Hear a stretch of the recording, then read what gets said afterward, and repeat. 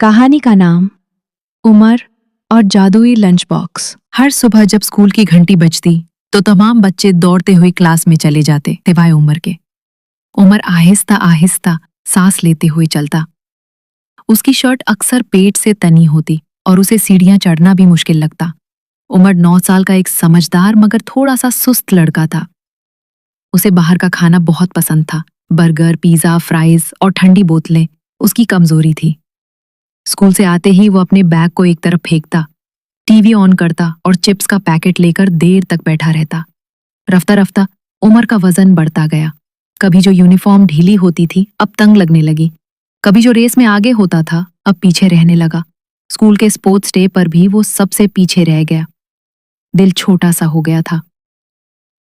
फिर एक दिन जब उमर स्कूल के बागीचे में एक बेंच पर थका हुआ बैठा था, अचानक उसके पास एक चमकता हुआ लंच बॉक्स आ गिरा।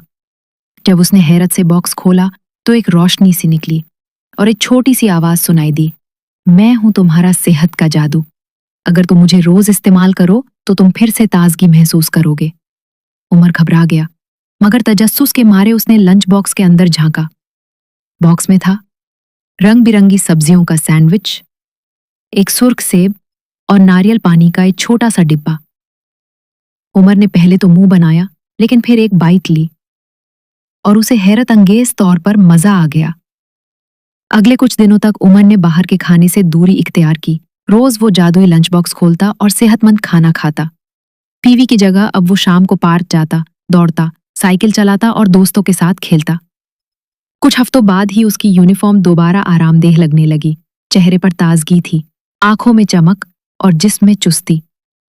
जब दोबारा स्पोर्ट्स डे आया तो इस बार उमर ना सिर्फ दौड़ा बल्कि रेस जीत भी गया। सब दोस्तों ने खुश होकर तालियां बजाईं। उमर, तुम तो बिल्कुल सुपर हीरो बन गए हो, उमर ने मुस्कुराकर कहा।